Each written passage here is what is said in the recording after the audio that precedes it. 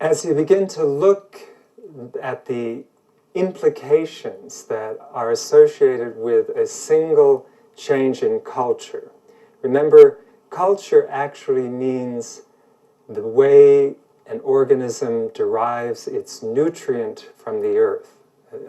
The culture in scientific terms, we have a very wide and loose definition of the term, but culture actually means the way that people draw nourishment from the earth. You can get that more from a scientific definition.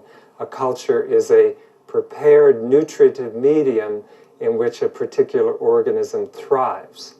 And in a wider sense, that's what culture is. And there are four basic cultures. The first, the primary culture, is the hunter and gathering culture. The hunter expresses the masculine aspect of the culture. Sorry, we got to pick that up. What happened? That's very minor. Now I get this. Okay, so we want to go back to start. Remember to look at me. Very tough. One more clap there, Russell. Clap right from the Take 4. So that... Hold on. Okay. And tell me when you're ready, Jim.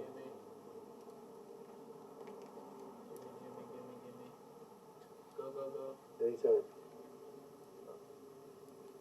You okay?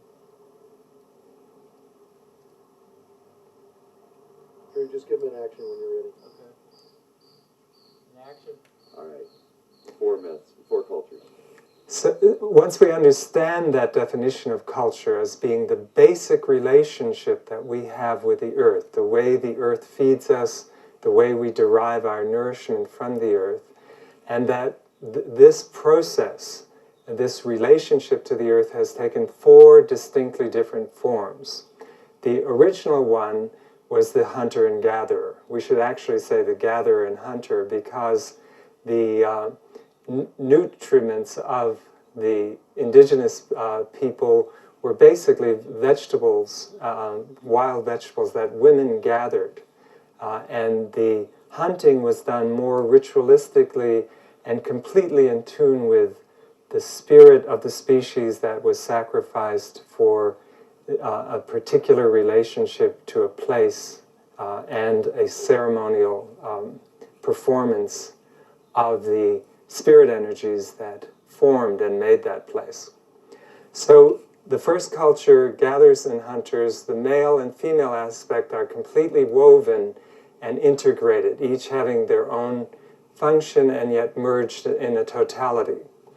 Then, due to climate factors, or we can go into a number of things such as earth changes, that initial culture broke up into, and actually is represented in the myths as the separation of the 2 sexes. The male hunter gradually transformed into the male animal herder and a nomadic culture. And there's evidence still of each one of these forms of culture. And the feminine went to very small, settled horticultural villages. This evidence of this prehistoric culture has recently been explored by Maria Gamboutis, the great woman anthropologist and archaeologist, and it has begun a whole surge, become part of the feminist world, reshaping the worldview after patriarchy, that there were a completely matriarchal period of human history. So those villages, particularly in Anatolia and Chattahoya, they were feminine dominated, and they were basically the knowledge and understanding of plants that was gathered during the early indigenous phase. While the male, his aptitudes towards the hunt led him to controlling the animal herds that he used to previously hunt. So then we have 3 of those cultures, the original breaking into 2, the masculine and feminine, and then in the Middle East, at the time that we recognize as civilization, these two merged again, sometimes and most frequently under masculine domination. The animal herder male became the kings and rulers over the settled aspects of the previous feminine culture. And that merger has led to what we call civilization or the city-state. So all of this is based on agriculture and the domestication of animals. The whole turn of history, culture really turned around the basic, the simple, seemingly simple function of how we derive food from the earth. Now remember, food, it has lost all its spiritual meaning and importance, but food is the basic sacrifice upon which this entire creation is built. Every living species requires the sacrifice of the life of another species or form in order to perpetuate its own life. So something must give its energy and its life to perpetuate another. And that's basically the meaning of sacrifice and of the fundamental aspect of sacred and spiritual. So the Aborigines, in acknowledging and the indigenous culture, acknowledged that the entire creation was an interwoven process of sacrifice in which one gives to the other, but it is one life form and one consciousness feeding and living through another form. So that whole sacredness of the act of the exchange of energy through nourishment, through eating, had to be lost because agriculture meant you were no longer entering into a harmonic reciprocal exchange with with the forces of consciousness and life of the entire creation. You are now exploiting, you are controlling, subjugating the two kingdoms of animal and plant to and for the purposes of human development alone.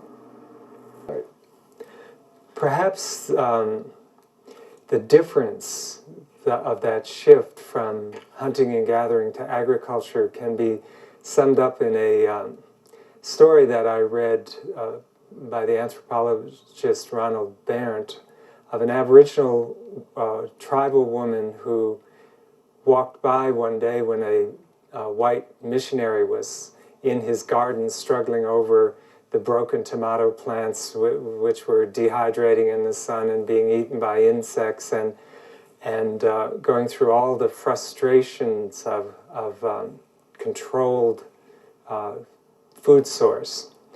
And she said, "Why do you go through all this trouble?" I'm paraphrasing, I hope I can remember it in essence. She said, basically, we depend on the same thing. We need sunlight and we need rain to bring forth nourishment from the earth, but we trust that the ancestors have left the food for us that is appropriate and meant for our life and for our nourishment. And we only have to walk through the world to find where that food has been left for us. That way, we don't need any of these problems, these fences, and this struggle to grow what we think is our food. We trust that our food has been left on earth for us. And that whole idea of that trusting in nature, the idea that every creature that is born onto earth, its food is also there. That basic understanding of the earth as a nutritive, maternal field that is there to support life and to support actually its spiritual growth. Because as it has been pointed out, the imperative in indigenous culture is not the concern over sustenance.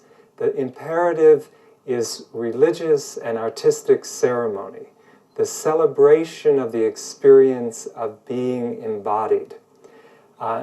And I think just in that little that reflection of that Aboriginal woman is the entire key, because the principle of their culture then becomes not imprisoning space and imprisoning movement as civilization, as urbanization does, setting boundaries and limits, but the principle of the culture is simply walking. Their religion was based on moving through a free, open space and enjoying the mystery and beauty of a world that is untouched and undisturbed by the presence of any form of life. It's very interesting, the bipedal motion of walking. The human organism is the only organism whose neuromuscular system is wired so that walking actually is a spiraling motion. The upper part of the body pivots in one direction while the lower pelvic pivots in another. And there's no other neuromuscular system in any animal that is wired in this inverse reciprocal motion. So what the neuromuscular movement of walking actually does around the spinal column is to set up an imploding vortex of bioenergetic field, actually. And it's not when it's standing still, it's only when walking. So walking and dancing are the fundamental ground of Aboriginal culture, not the struggle to provide the sustenance and basis of life. And that's a major psychological and psycho-spiritual shift in the orientation of between agriculture and hunting and gathering.